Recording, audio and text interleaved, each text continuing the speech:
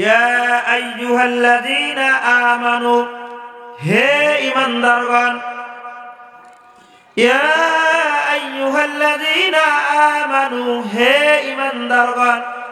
আল্লাহ রাব্বুল আলামিন কিন্তু এখানে মুশরিকদেরকে ডাক দেন নাই, অন্য কোন লোকদেরকে ডাক দেন নাই, প্রথমেই ডাক দিয়েছেন ঈমানদারদেরকে। হে ঈমানদারগণ, হাল আদুল্লুকুম, আমি কি তোমাদেরকে অবহিত করব, আমি কি তোমাদেরকে জানিয়ে দিব, আলা তিজারাতিন, এমন একটি ব্যবসার কথা, এমন একটি ব্যবসার কথা। আল্লাহ রাব্বুল আলামিন এখানে সরাসরি ব্যবসার কথা উল্লেখ করছেন। ঈমানদারদেরকে ডাক দিয়ে বলছেন, হে ঈমানদারগণ, আমি কি তোমাদেরকে অবহিত করব এমন একটি ব্যবসার কথা। সে ব্যবসাটা কি? আলা তিজারাতিন তুনজিকুম মিন আযাবিন আলীম, যদি তোমরা সেই ব্যবসাটা আল্লাহর সাথে করো, তার বিনিময়ে আল্লাহ রাব্বুল আলামিন তোমাদেরকে কঠিন যন্ত্রণাদায়ক শাস্তি থেকে রক্ষা করবেন। হে ঈমানদারগণ, আমি কি তোমাদেরকে এমন একটি ব্যবসার কথা অবহিত করব, যেই ব্যবসাটা যদি তোমরা করো, আল্লাহ রাব্বুল আলামিন তোমাদেরকে যন্ত্রণাদায়ক কঠিন শাস্তি থেকে রক্ষা করবেন। এখন সেই ব্যবসাটাকে আমাদের জানা দরকার না? সেই ব্যবসাটা কি?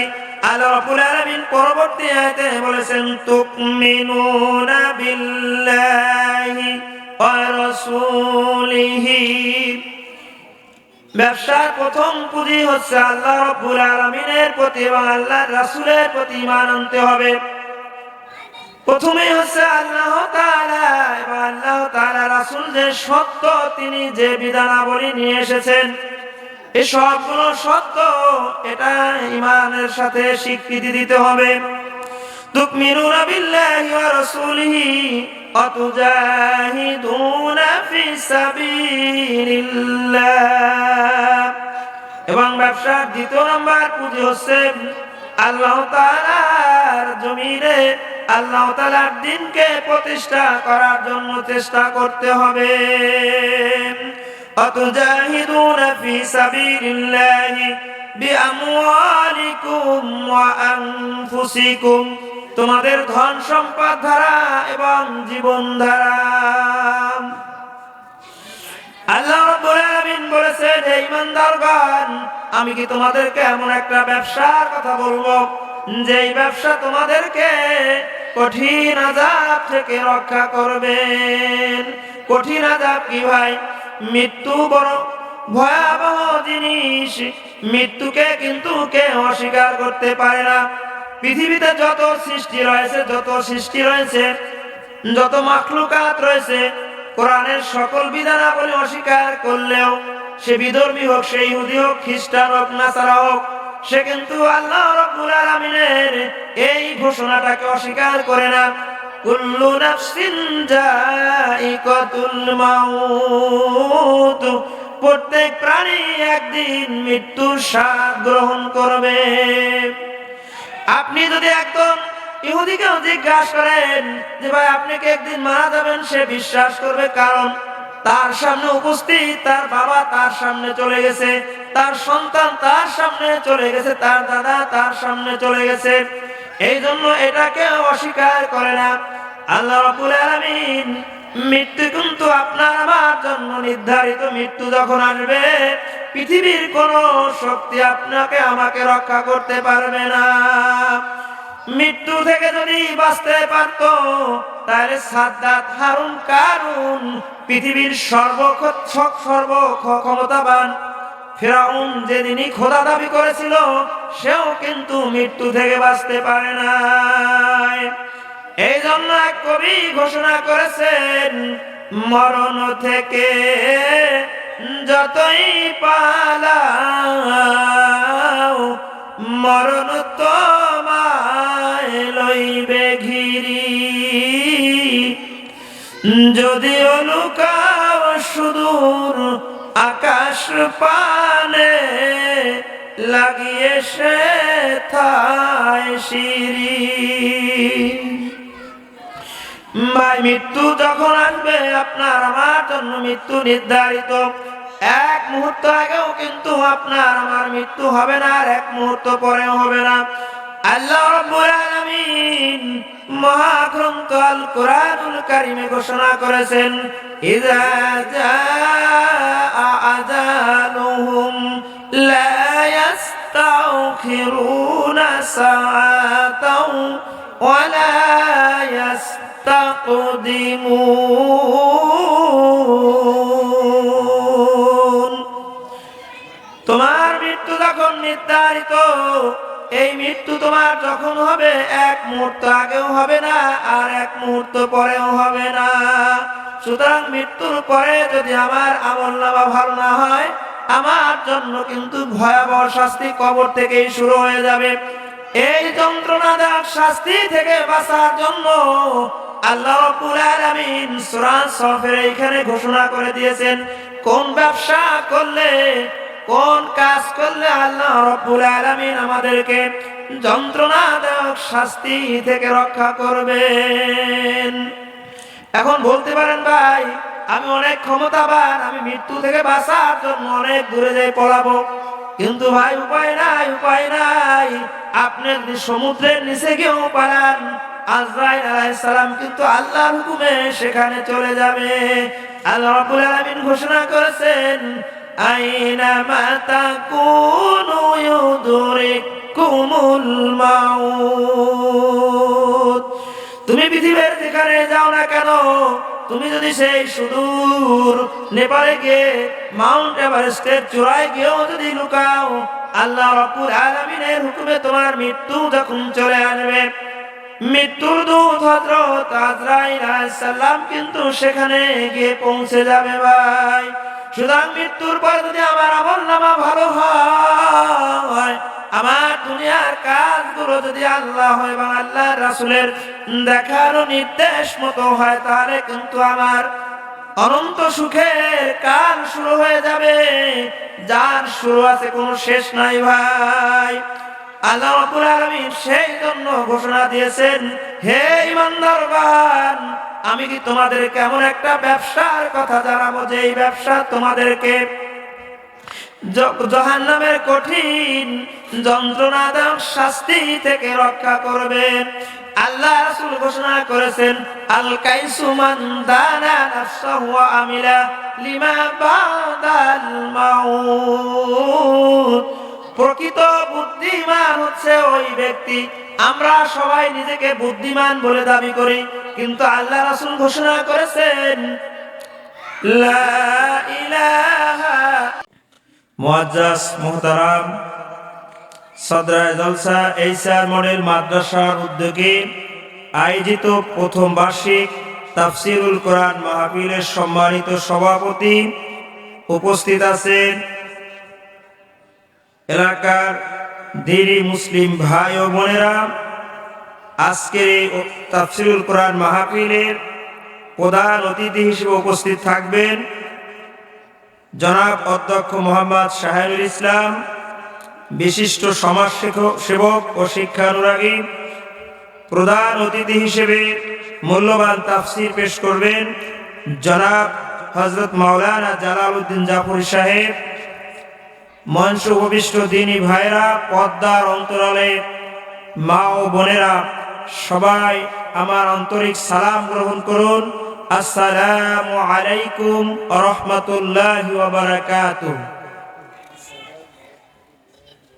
শুরুতে আমরা মহামনিব আল্লাহ রাব্বুল আলামিনের শুকরিয়া আদায় করি, যিনি আমাদেরকে দুনিয়ার হাজারো ব্যস্ততার মাঝে একটি দুনিয়ার জান্নাতের বাগান, কোরআন হাদিসের কিছু হলেও আলোচনা শোনার জন্য আসার এবং বসার তৌফিক দিয়েছেন, আমাদেরকে সুস্থ রেখেছেন।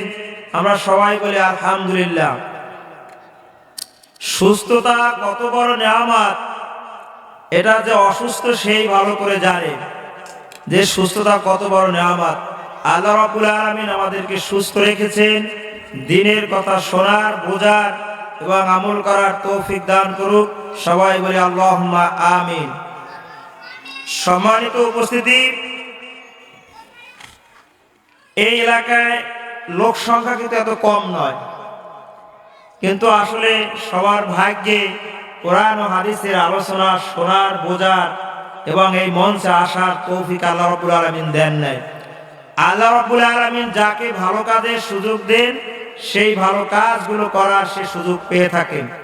সুতরাং যারা দূর দূরান্ত অবস্থান করতেছেন, অযথা বিভিন্ন বাজে কাজের মধ্যে আছেন, তাদের প্রতি আমার বিনীত অনুরোধ, ভাই আপনারা এই জলসা হয়তো আজকের পর গেলে আগামীকাল থাকবে না, কিন্তু আপনার আমার হাতে অনেক সময় কিন্তু থাকবে এই কোরআনের কথাগুলো শোনার এবং আসার পরবর্তী চেষ্টা করলে কিন্তু এরকম সুন্দর আমরা মজমা পাবো না। সুতরাং যারা আশেপাশে ঘোরাফেরা করতেছেন তাদের সবাইকে অনুরোধ করব এই কোরআনের ময়দানে এসে বসার জন্য বিনীত অনুরোধ করছি। সম্মানিত উপস্থিতি, আমি আপনাদের সামনে মহাগ্রন্থ আল কোরআনুল কারীম, যেহেতু এটা তাফসিরুল কোরআন মাহফিল, এজন্য তাফসির আকারেই কিছু কথা বলে সংক্ষিপ্ত সময় বিদায় নেব ইনশাআল্লাহ। আমি আপনাদের সামনে সূরা সফ, মহাগ্রন্থ আল কোরআনুল কারীমের 61 নম্বর সূরা, এর দ্বিতীয় রুকু থেকে 10 থেকে 12 নম্বর আয়াত পর্যন্ত তেলাওয়াত করেছি। সূরা সফ এটা হচ্ছে মাদানী সূরা।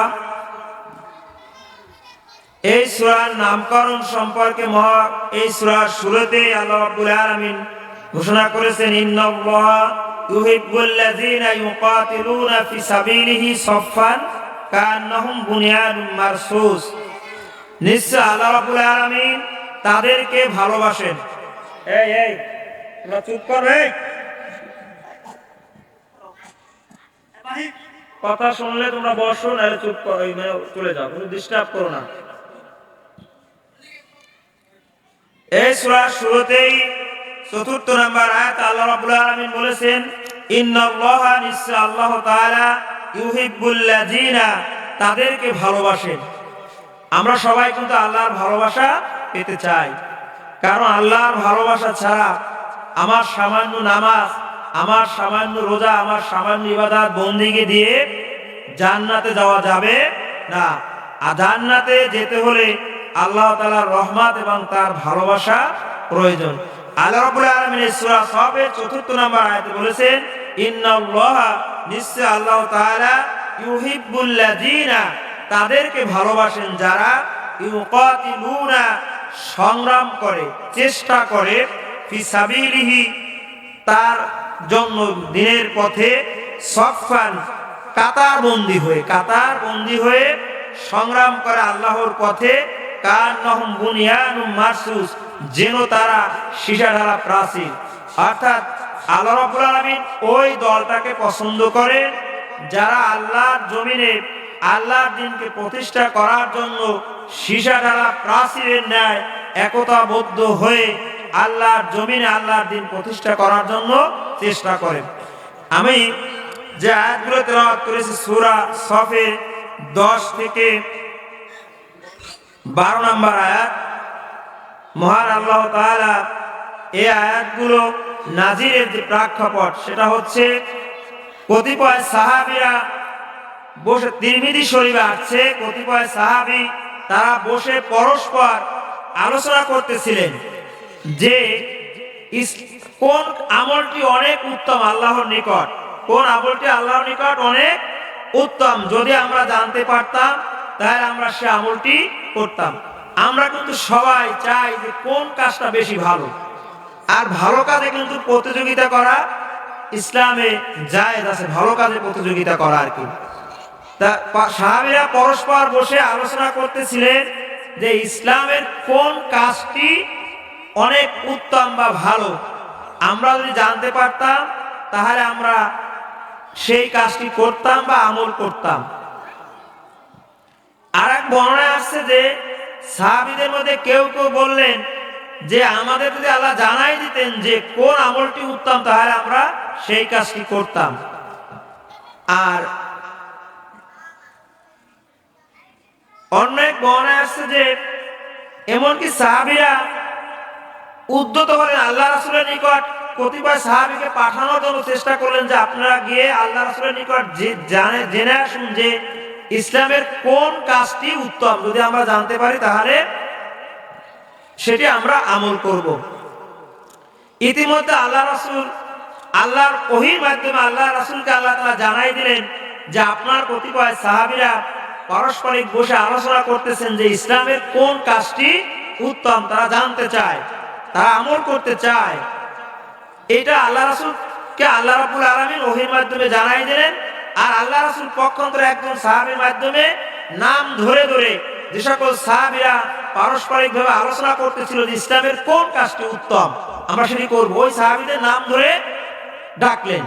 এখন সাহাবীরা বুঝতে পারলেন যে আমরা আলোচনা করলাম, আল্লাহ রাসূল কিভাবে জানলেন যে আমরা এই বিষয়টা আলোচনা করতেছিলাম। আল্লাহ রাব্বুল আলামিন সূরা সফ সম্পূর্ণটা নাজিল করে জানিয়ে দিলেন যে কোন কাজটি ইসলামে সবচেয়ে উত্তম, ইসলামের কোন কাজটি সবচেয়ে উত্তম।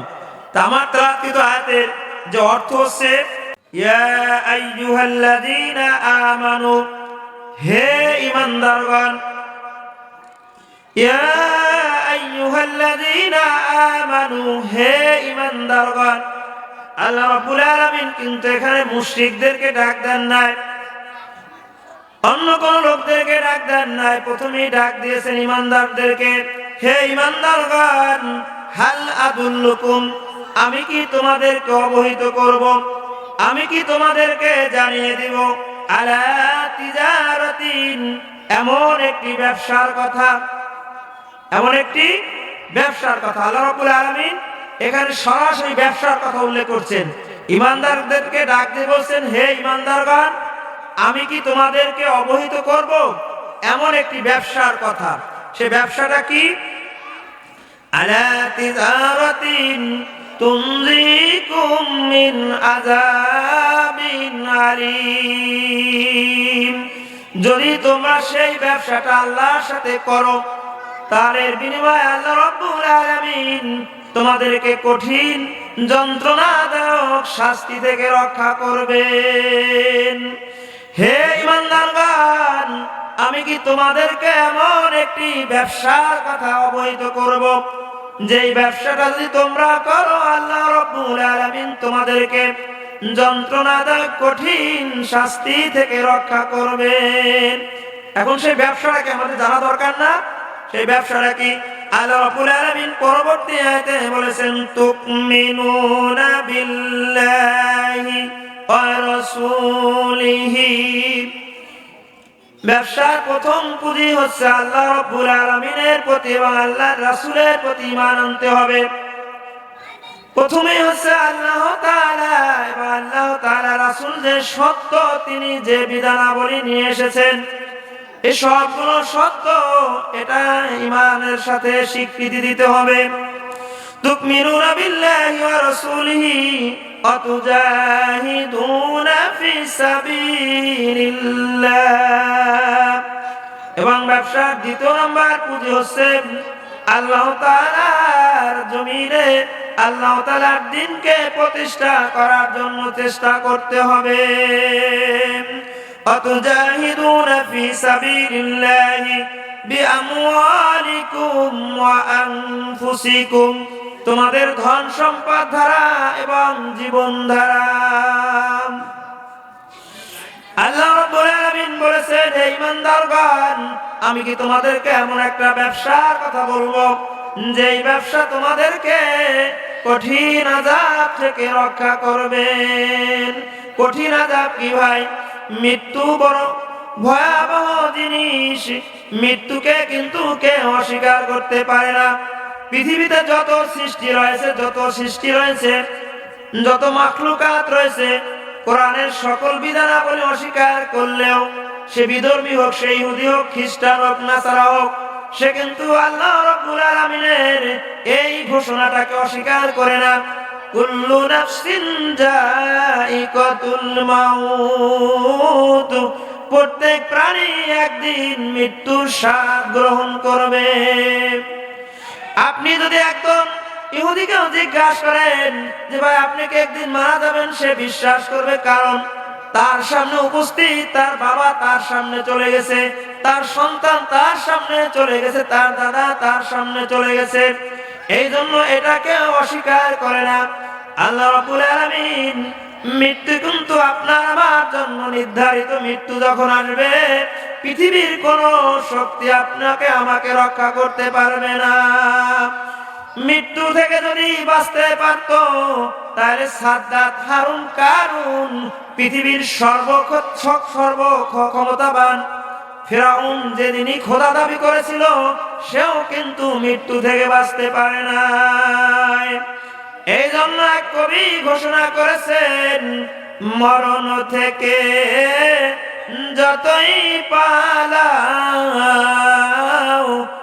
মরণ তোমায় লইবে ঘিরি,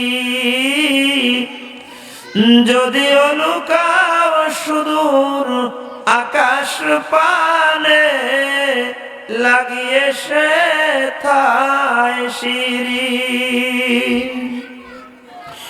ভাই, মৃত্যু যখন আসবে আপনার আমার জন্য মৃত্যু নির্ধারিত। এক মুহূর্ত আগেও কিন্তু আপনার আমার মৃত্যু হবে না, আর এক মুহূর্ত পরেও হবে না। আল্লাহ রাব্বুল আলামিন মহাগ্রন্থ আল কুরআনুল কারীমে ঘোষণা করেছেন, ইযা জাআ আজালুহুম লা ইস্তাখিরুনা সাআতাও ওয়া লা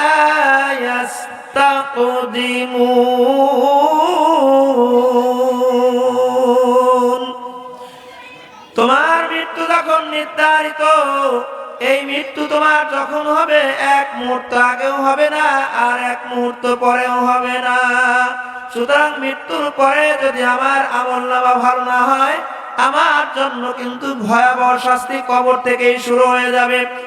এই যন্ত্রণাদায়ক শাস্তি থেকে বাঁচার জন্য আল্লাহ রাব্বুল আলামিন সূরা সফের এইখানে ঘোষণা করে দিয়েছেন, কোন ব্যবসা করলে, কোন কাজ করলে আল্লাহ রাব্বুল আলামিন আমাদেরকে যন্ত্রণাদায়ক শাস্তি থেকে রক্ষা করবেন। এখন বলতে পারেন, ভাই আমি অনেক ক্ষমতাবান, আমি মৃত্যু থেকে বাঁচার জন্য অনেক দূরে যাই পলাবো। কিন্তু ভাই উপায় নাই, উপায় নাই। আপনি যদি সমুদ্রের নিচে গিয়েও পালান, আজরাইল আলাইহিস সালাম কিন্তু আল্লাহর হুকুমে সেখানে চলে যাবে। আল্লাহ রাব্বুল আলামিন ঘোষণা করেছেন, আইনামা তাকুনু ইউদরিকুমুল মাউত। তুমি পৃথিবীর যেখানে যাও না কেন, তুমি যদি সেই সুদূর নেপালে গিয়ে মাউন্ট এভারেস্টের চূড়ায় গিয়েও যদি লুকাও, আল্লাহ রাব্বুল আলামিনের হুকুমে তোমার মৃত্যু যখন চলে আসবে, মৃত্যুর দূত হযরত আজরাইল আলাইহিস সালাম কিন্তু সেখানে গিয়ে পৌঁছে যাবে। ভাই, সুতরাং মৃত্যুর পর যদি আমার আমলনামা ভালো হয়, আমার দুনিয়ার কাজগুলো যদি আল্লাহ এবং আল্লাহর রাসূলের দেখানো নির্দেশ মতো হয়, তাহলে কিন্তু আমার অনন্ত সুখের কাল শুরু হয়ে যাবে, যার শুরু আছে কোনো শেষ নাই। ভাই, আল্লাহ রাব্বুল আলামিন সেই জন্য ঘোষণা দিয়েছেন, হে ঈমানদারগণ, আমি কি তোমাদেরকে এমন একটা ব্যবসার কথা জানাবো যে এই ব্যবসা তোমাদেরকে জাহান্নামের কঠিন যন্ত্রণাদায়ক শাস্তি থেকে রক্ষা করবে। আল্লাহ রাসূল ঘোষণা করেছেন, আল কাইসু মান দানা নাফসাহু ওয়া আমিলা লিমা বাদাল মাউত। প্রকৃত বুদ্ধিমান হচ্ছে ওই ব্যক্তি, আমরা সবাই নিজেকে বুদ্ধিমান বলে দাবি করি, কিন্তু আল্লাহ রাসূল ঘোষণা করেছেন, লা ইলাহা, বলতেছিলাম আল্লাহ রাসূল ঘোষণা করেছেন, আল কাইসু মান দানা নাফসাহু। প্রকৃত বুদ্ধিমান হচ্ছে ওই ব্যক্তি, আমরা নিজেরা নিজেদেরকে অনেক বুদ্ধিমান মনে করি, কিন্তু আল্লাহ রাসূল ঘোষণা করেছেন প্রকৃত বুদ্ধিমান হলো ওই ব্যক্তি, আল কাইসু মান দানা নাফসাহু ওয়া আমিলা লিমা বাদাল মাউত। প্রকৃত বুদ্ধিমান হচ্ছে ওই ব্যক্তি যে যার নফসকে নিয়ন্ত্রণ করে এবং মৃত্যুর পরবর্তী জীবনের জন্য কাজ করে। ভাই, যেহেতু মৃত্যু নির্ধারিত, মৃত্যু সত্য, এটা আমাদের সামনে দিবালোকের নয় প্রমাণিত। সুতরাং ভাই, মৃত্যুর পরবর্তী জীবনের জন্য কাজ করা প্রয়োজন। এক কবি বলেছেন, মানুষ নামের ঘুরি তুমি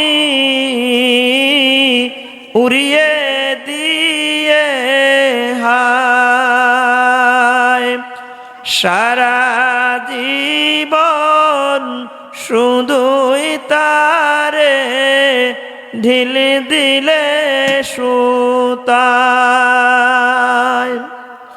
আল্লাহ রাব্বুল আলামিন মানুষকে পৃথিবীতে প্রেরণ করে তাকে স্বাধীনতা দিয়ে দিয়েছেন।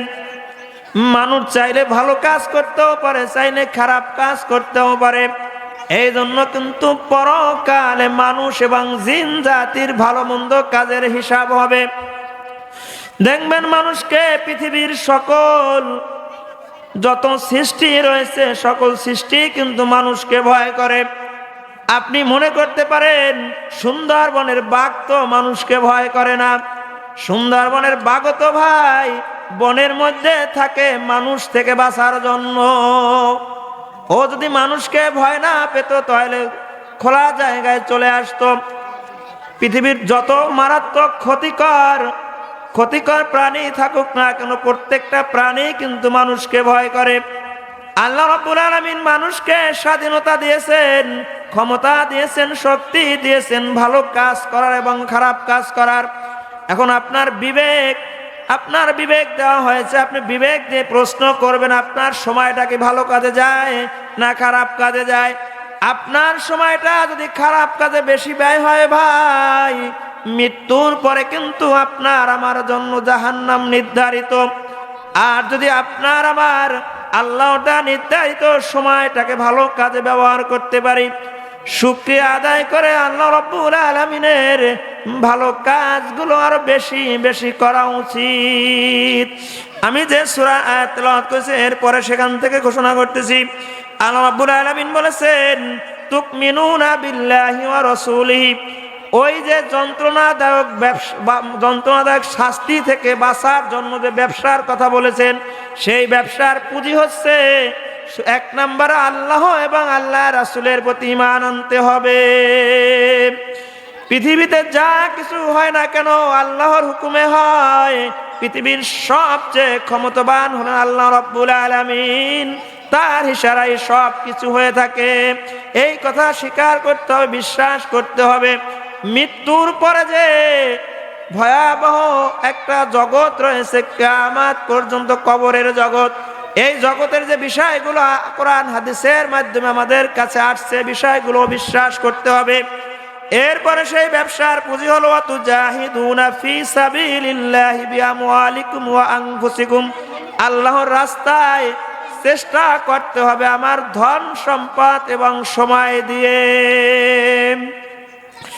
ভাইরা দেখেন, আল্লাহ রাব্বুল আলামিন বলেছেন, যালিকুম খায়রুল লাকুম ইন কুনতুম তা'লামুন। আর এই ব্যবসাটাই তোমাদের জন্য উত্তম যদি তোমরা বুঝে থাকো। দেখেন, আল্লাহ রাব্বুল আলামিন জানে মানুষ ব্যবসাটাকে খুব ভালো বুঝে। ব্যবসাটা কিন্তু সবাই কি ভালো বুঝে।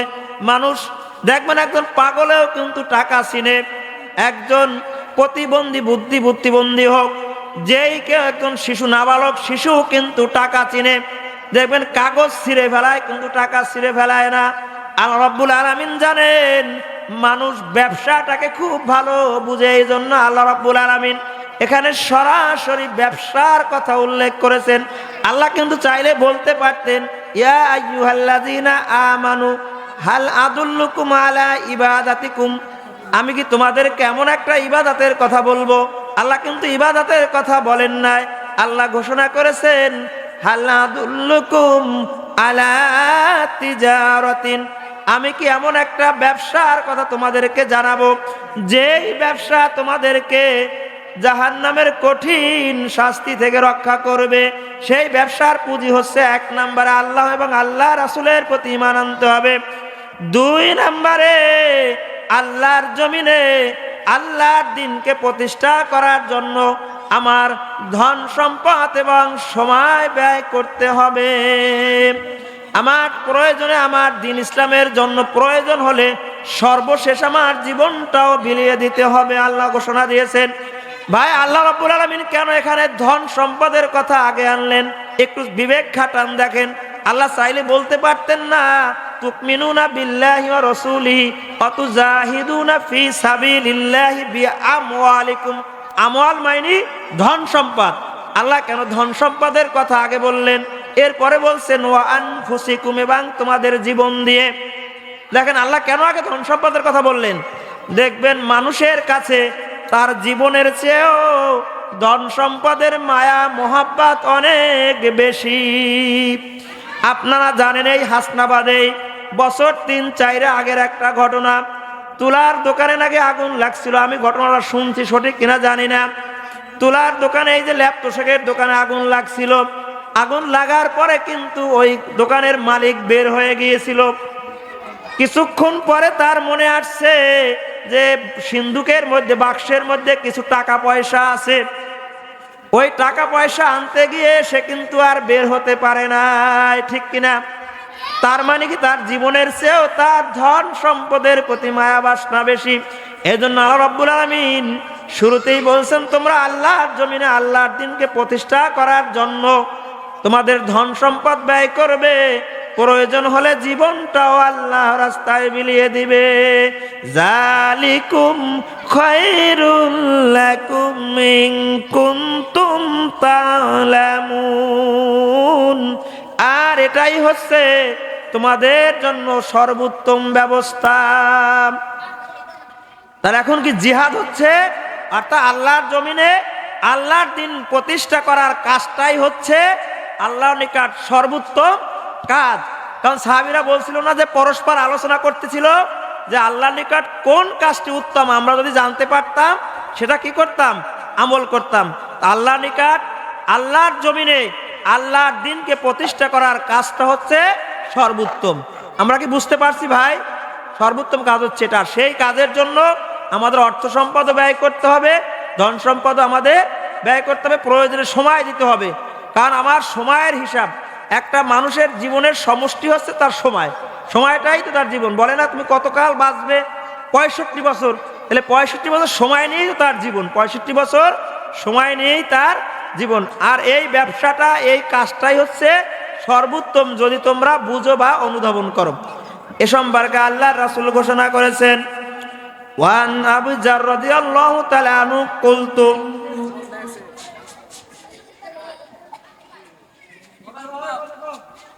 ইয়া রাসূলাল্লাহ আইয়ুল আমালু আফদাল।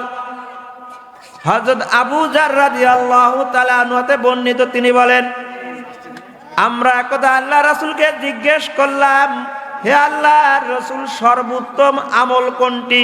সর্বোত্তম আমল কোনটি?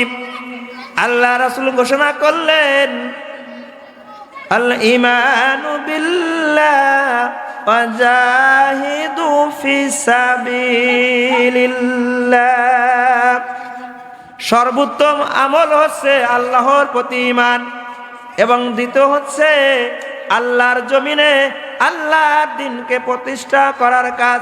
আমার ব্যক্তিগত জীবন, আমার সামাজিক জীবন, আমার পারিবারিক জীবন, আমার রাজনৈতিক জীবন, আমার যতগুলো জীবন রয়েছে, প্রতিটি জীবনে আল্লাহ এবং আল্লাহর রাসূলের দেখানো বিধান অনুযায়ী যদি আমি কাজ করতে পারি, সেটাই হলো জিহাদ। জিহাদ মানে এই নয় যে এখন গিয়ে বোম মেরে মানুষ হত্যা করতে হবে, এটা নয়। জিহাদ হচ্ছে চেষ্টা করা, সংগ্রাম করা।